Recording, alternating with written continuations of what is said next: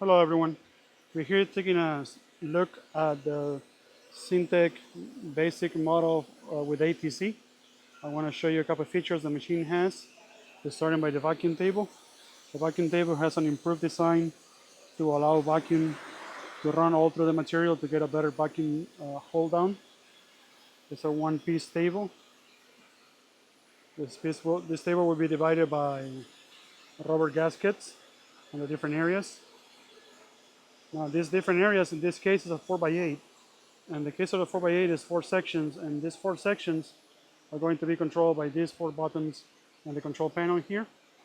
Also from the control panel we have access to the positioning pins that all the machines come standard with. This allows you repetition and alignment every time, so you can do flipping operations if you require. It comes with 3 in the front and 4 on the side all the way down.